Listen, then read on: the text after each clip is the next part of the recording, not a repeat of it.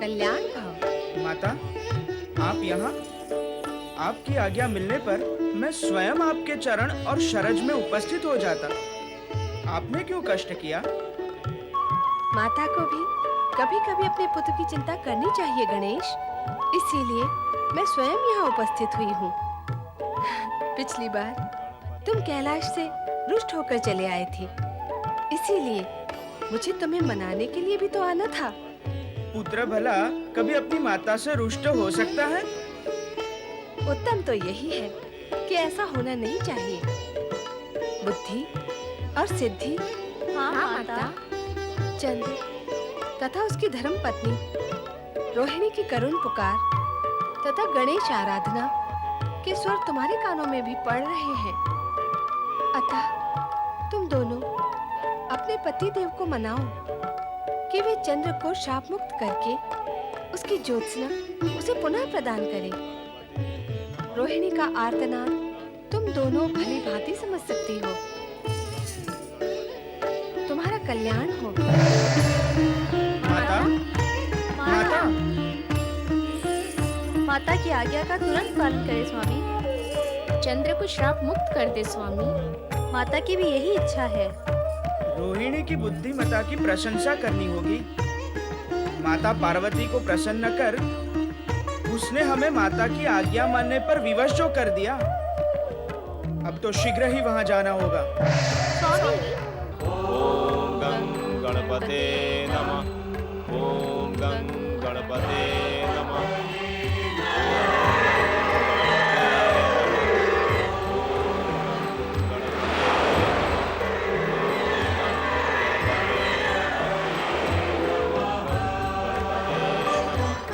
चंद्रदेव,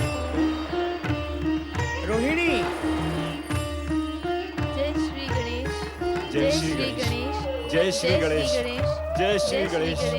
जय श्री गणेश।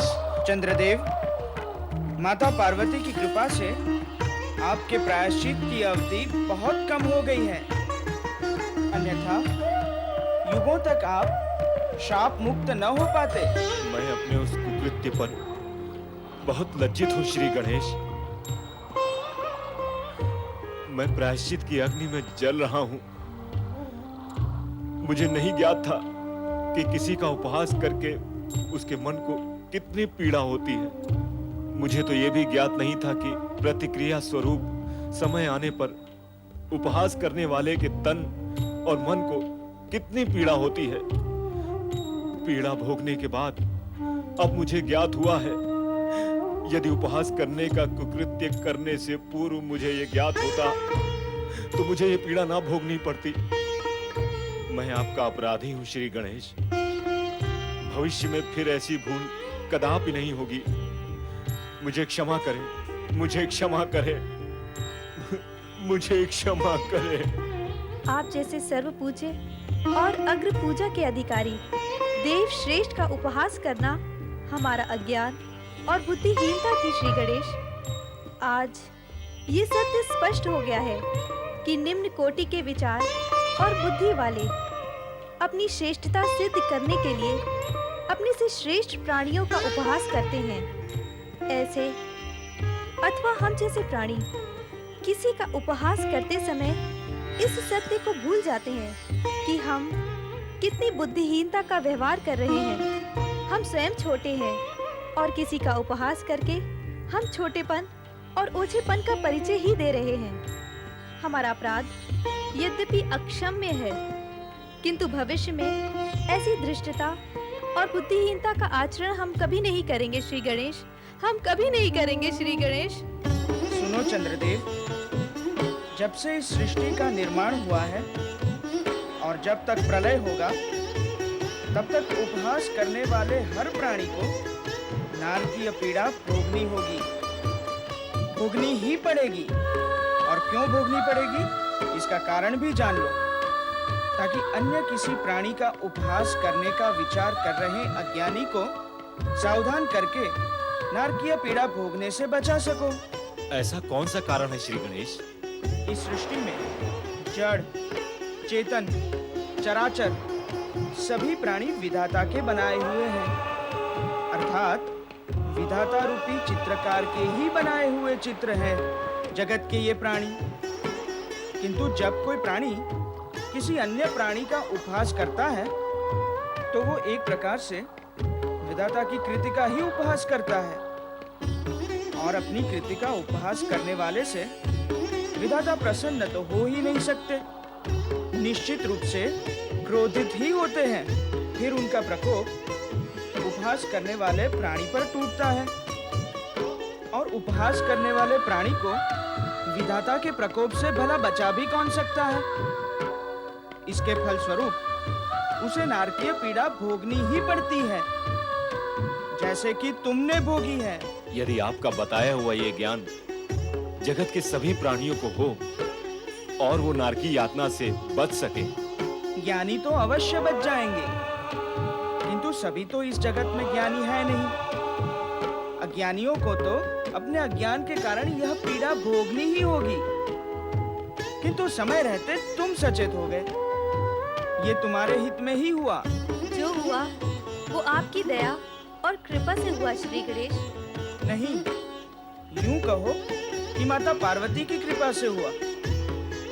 यद्यपि इस सत्य को तो वो भी जानती हैं कि प्राणी अहंकारवश अपने को श्रेष्ठ और दूसरे को निकृष्ट मानकर ही किसी का उपहास करता है, किंतु विधाता को यह प्रिय नहीं कि कोई अन्य उनकी कृति को निकृष्ट समझे। विधाता की यही अप्रियता क्रोध और प्रकोप का रूप धारण कर लेती है। ये सब जानते हुए भी माता पार्वती ने तुम पर कृपा की, तो हमारे मन में भी करुणा उत्पन्न हुई और हम यहाँ चले आए। आपके दर्शन से हम धन्य हुए श्री गणेश। चंद्र, तुम शाप से मुक्त अवश्य हो जाओगे, किंतु तुम्हारा ये अपराध जगत में जन जन को स्मरण रहे, ताकि कोई प्राणी किसी का उपहास करने की अज्ञानता न करे। इसलिए तुम्हें मुक्त करने के पश्चात हम एक बाधा का बंधन अवश्य रखेंगे। कैसा बंधन श्री गणेश? भगवान शिव के निर्देशानुसार तुम कृष्ण पक्ष में क्षीण होते होते अमावस्या की रात आकाश से अदृश्य हो जाओगे, तथा पुनः कलाधारी बनकर पूर्णिमा तक अपने पूर्ण रूप में विकसित हो जाओगे। इसमें बाधा कैसी है श्री गणेश? वर्ष में एक बार हमारे जन्मदिन पर भाद्रपद शुक्ल चतुर्थी की रात्रि में जो कोई प्राणी चंद्र को देखेगा वो किसी न किसी कलंक का भागी होगा, और उस पर निर्दोष होते हुए भी कोई आरोप अवश्य लगेगा। श्री गणेश, आप मुझे श्राप मुक्त करने के साथ साथ ऐसा वरदान दें जिससे आपके नाम के साथ मेरा नाम भी धर्म के क्षेत्र में अमर हो जाए। हर मास की कृष्ण पक्ष की चतुर्थी संकष्ट चतुर्थी के रूप में प्रसिद्ध होगी। उस रात्रि को जो प्राणी दिन भर उपवास करके चंद्र दर्शन के पश्चात हमारी पूजा करेगा, उसके समस्त कष्ट दूर होंगे और उनको हमारी पूर्ण कृपा प्राप्त होगी। तथास्तु।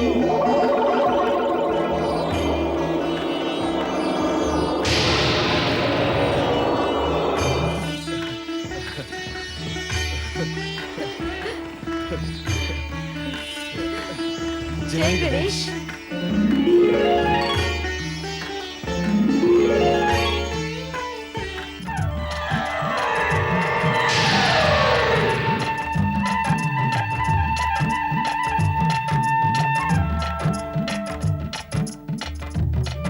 स्वामी, श्री गणेश का क्रोध समाप्त हो गया।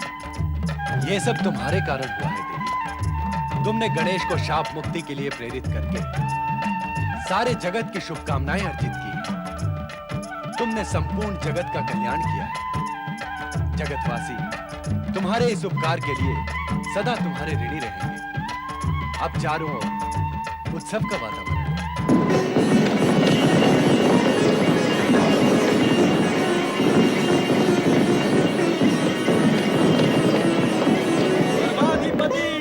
देवराज इंद्र की जय। परम मित्र चंद्रदेव और देव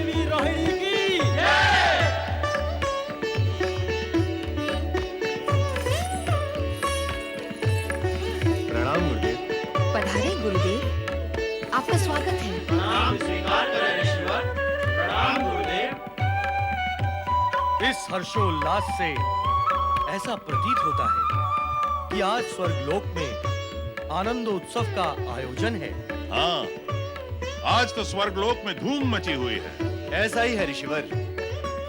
मित्र चंद्रदेव श्री गणेश के शाप से मुक्त हुए हैं। इसी उपलक्ष्य में हमने आज स्वर्ग में नृत्य व संगीत के उत्सव का आयोजन किया है, इसीलिए आपको भी आमंत्रित किया है। उत्तम, अति उत्तम। देवदूत, आपके दोनों परम शिष्य देवर्षि नारद और मुनि पर्वत आपके साथ क्यों नहीं पधारे? वे दोनों मित्र साथ साथ विश्व भ्रमण के लिए गए। देवराज, आपने पहचाना इन्हें? ये हैं ऋषि वामदेव, हमारे परम मित्र। हमने अपनी ओर से इन्हें स्वर्ग में आमंत्रित किया है। ये अपनी सिद्धि एवं तप के बल पे स्वर्ग तक पहुंचे हैं। इनका सम्मान करें देवराज। देवगुरु, चंद्रदेव व देवी रोहिणी के साथ इनका भी स्वागत हो जाएगा। आप पधारे। गंधर्व क्रौंच का प्रणाम स्वीकार करें ऋषिवर। ऋषिवर, आप आसन ग्रहण करें।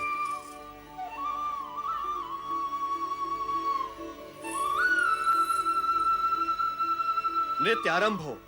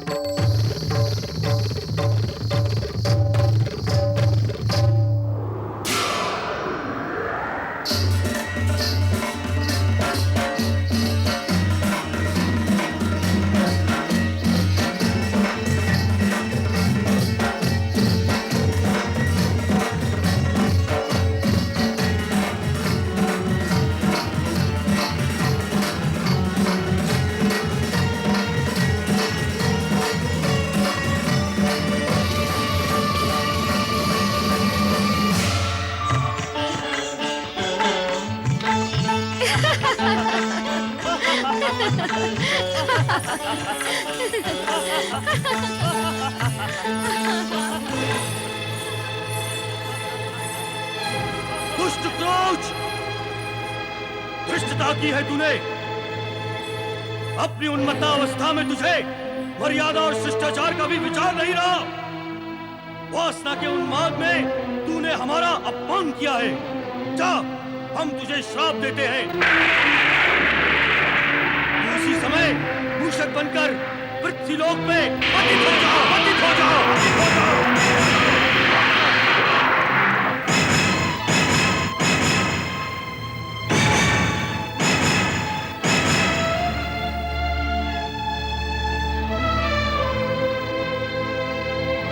क्षमा करें ऋषिवर, क्षमा करें। क्रौंच गंधर्व की तनिक सी भूल का इतना कठोर दंड ना दें। आपका अपमान करना क्रौंच गंधर्व का उद्देश्य नहीं था ऋषिवर। क्रोध को क्षमा कर दे पूज्यवर, क्षमा कर दे। आप तो तप, ज्ञान और क्षमा का भंडार हैं। आपकी क्षमा से क्रौंच को नया जीवन प्राप्त होगा ऋषिवर। अपना शाप वापस ले ले ऋषिवर। नहीं, कृपा कर अपना शाप वापस ले ले। एक बार दिया हुआ श्राप कभी वापस नहीं लिया जा सकता।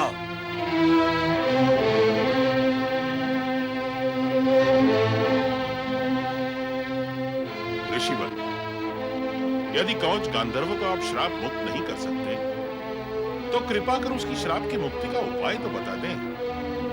अन्यथा देव सभा के सम्मुख मैं ही दोष का भागी माना जाऊंगा, क्योंकि आपको यहां लाने का आग्रह मेरा ही था और आप मेरे साथ ही यहां आए।